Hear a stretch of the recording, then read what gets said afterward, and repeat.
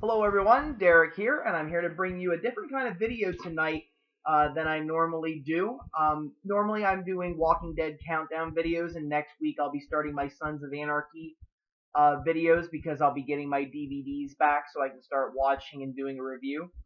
Tonight what I wanted to do is comment on one of my personal favorite movie series of basically like my time in the present that they're still making, and that is the Expendables. And I just got back from seeing the third Expendables movie, and I wanted to give my thoughts on it and do a couple videos on the Expendables movies because I really liked the idea back in 2010 when they first came out with the first one.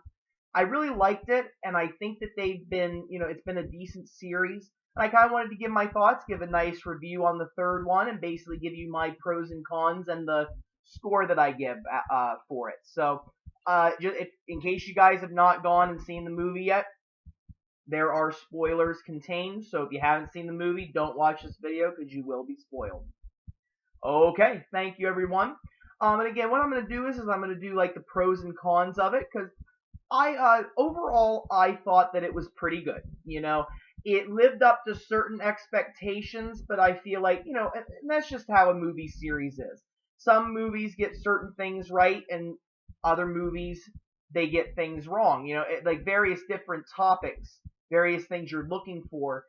Every movie is going to have things that they do good at and things they don't. And I'm going to give my personal ones right here.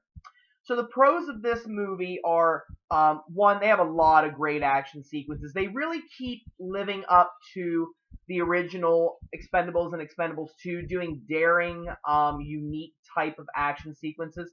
I loved how the character Smiley had his motorcycle action sequences. I thought that was very, very interesting.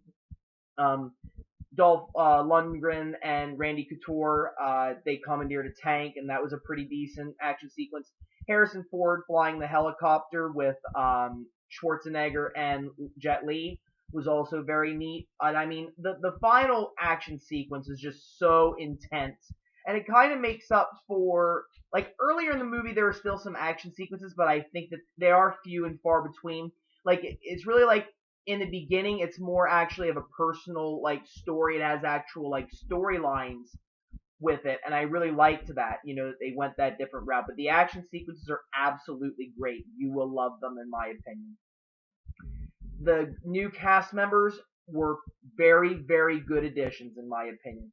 Wesley Snipes was added, and I really think that his character brought a different kind of edge into the series. I thought that he he definitely portrayed his role very well. It was a nice comeback for him. He's been in a couple movies since being released from prison, but I really think that he did a good job of being just as fierce as anybody else. He was coming up behind people, basically making like different kinds of quotes. I can't remember them off the hand because he was talking too fast, but he like slit some guys' throats and stuff, and it was a very good mix, and I think that he was a very good addition.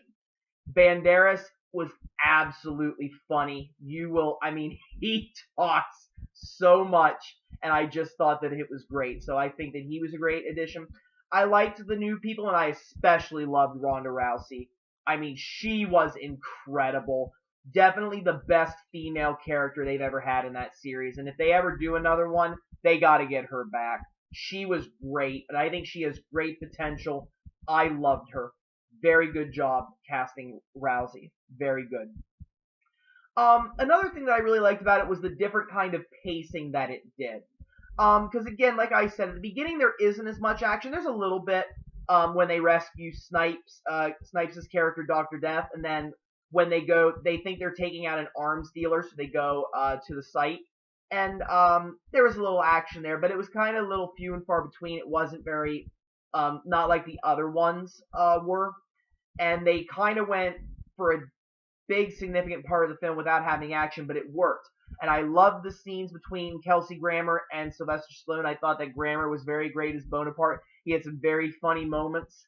I really liked how they went a different route and introduced new characters that were very good additions. Getting to actually address that the Expendables are getting older. I mean, that's the thing is every year that goes by, Stallone's getting older. Jet Li, you have Statham, Dolph Lundgren, Terry Crews, Couture. I mean, they're all getting older. I mean, they still look good. I mean, I think they look tough as nails. A lot tougher than I am, and they can definitely still kick my rear end. So I give them props for that. But one of the things that I liked was they addressed that, and they got new cast members that definitely mixed well with the old ones and the new ones. The new ones are all, cocky, arrogant, they think they're better, and the old ones come in and try to knock them down a peg. And it was a very good rhythm. I really liked it. I think they did a great job with that. The humor was fairly decent. I mean, they did a a spin on Arnold Schwarzenegger's "Get to the chopper." They did a little spin on that.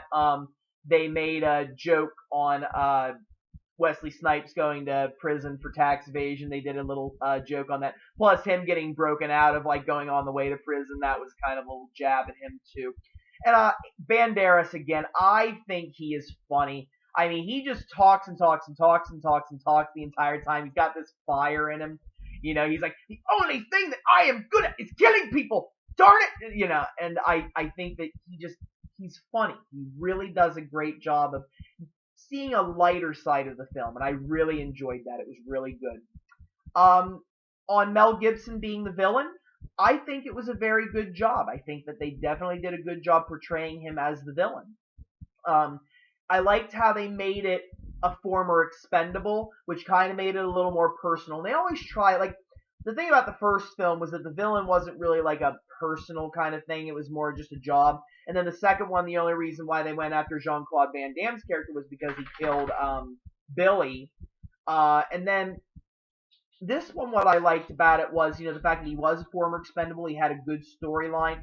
Gibson was fierce. I mean, I think this is Gibson's best role in years. I mean, granted, he hasn't been acting a lot in big films, really. I mean, he's been in that Machete Kills. He was in Get the Gringo, I think that was a film he was in. And then he did Edge of Darkness. Now, he did a very good job in The Beaver, but I think that he's, unfortunately, ever since that controversy that he had several years ago about some remarks that he made and about possibly abusing his ex-girlfriend or ex-wife, something like that, his career just hasn't been the same, and it's been a little unfortunate in some ways, but that's just the way that some things go. I'm not really going to comment too much on that, but it's nice to see Gibson, kind of back in the forefront for a little while, seeing him fierce.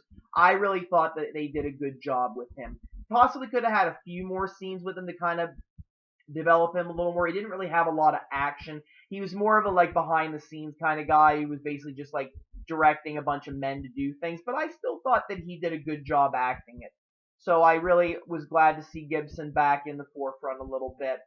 Again, those were all great things about the movie, and I think that, if you're an action junkie that really likes it, you're going to really enjoy it, I think. But there are a couple things that I feel they could have done better. One of them was Harrison Ford's character. One of the things about they make a jab at Bruce Willis in this movie, as his character Mr. Church, he's mentioned, but Harrison Ford shows up and is basically like, yeah, Church, he's out of the picture, and the reason why is because Bruce Willis refused to come onto the film because he was only being offered $3 million and he wanted $4 million. Again, not going to comment on that. I don't get into Hollywood drama, but because of that, he was not part of the movie, so they cast Harrison Ford in order to take Church's place. And I liked it. I liked seeing Harrison Ford in there, and I thought that he had a good couple of lines, and I love how he was flying the helicopter, almost kind of like maybe like referring to Han Solo, him flying the Millennium Falcon. He flew a helicopter. But I feel like his character just wasn't in good humor, kind of like Harrison Ford is. When we see Harrison Ford, especially as Han Solo, Indiana Jones, I mean, his characters seem to have a little bit of good humor to them, kind of like how the other guys were, and I kind of felt that he was a little too serious and a little too fierce.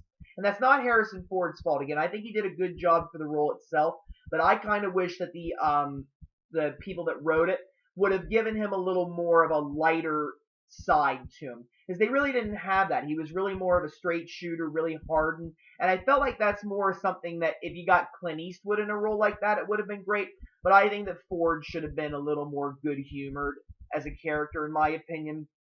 because it, again, with Indiana Jones and Star Wars, it would have been better. Plus, I also wonder, like they didn't really make too many references to Harrison Ford, and I don't know if that's just because Star Wars and Indiana Jones are so big that you could get sued for like copying an idea from there. I mean, you might, but I wish they would have done a little jab with him, but they really didn't. So they could have done that a little better. They could have done the final showdown between Gibson and Stallone better too. Like I think that they really didn't really go as far as they could have. I mean, they beat each other up a little bit, but it ended up with like Stallone shooting him at Gibson instead of like a big fight. Gibson tells Stallone's character at one point that he's going to kill him with his bare hands. He knows how he feels, and I just think that it would have been a better job if they would have had a better action sequence at the end for them. Like Jean-Claude Van Damme's showdown, I think was the best for, like Stallone. I mean, they could have involved some items. They could have had them like hitting each other with pipes or throwing them against something. And I just think they could have done a lot better with that. So I was a little disappointed with the end showdown. And then the biggest disappointment, and this is a little bit, debatable. None of the heroes die. And like Terry Crews's character gets wounded severely, but he pulls through. And I feel differently about, in a way, because granted, I like all these characters, and I think that they are all great. They all contribute some great way into the picture, and it would be hard to lose some of them. But I feel that it kind of becomes unrealistic in many ways when you don't at least have one heroic death at some point. And I think that, Gibson says it best. He makes a comment, is it really this hard to kill 10 men, or one woman, including Rousey? And I agree with him in some ways. I'm like, it passes beyond the bounds of reality. And I kind of wish they could bring it back in a little bit. And maybe, if they would have killed Cruise at the beginning, maybe it would have been more of a personal story. And it also could make room for new people to come in. And I think that if they do make another one, that's something they need to work on. As much as I love these characters, I really do, I just think that they need to start stepping up a little bit and actually having some people sacrifice themselves heroically. I know they're a brotherhood, and I know that they heavily emphasize on team and keeping them alive and stuff, but I think that it would be a lot more of a personal story and would make it a little bit better. Plus, it would make it a little more realistic, dramatized a lot better. So I kind of feel like they could have killed one of them off to make room for a couple more, but they didn't. And I just feel like at some point, if they do make another one, they need to do something like that. Whether it's Schwarzenegger's character, maybe Dolph Lundgren, or even Statham. I don't know. Whatever they want to do, but I just think that they need to do that, unfortunately. Even though I love seeing all these characters, it would make the story a lot more personal, kind of like how Expendables 2 was. And it would also, again, just make it a little bit more realistic, which is what I would like to see. Overall, I give it a 7 out of 10. Again, I think that the action sequences are great. The characters are very good. Just those couple little things I talked about could have made the film a little better.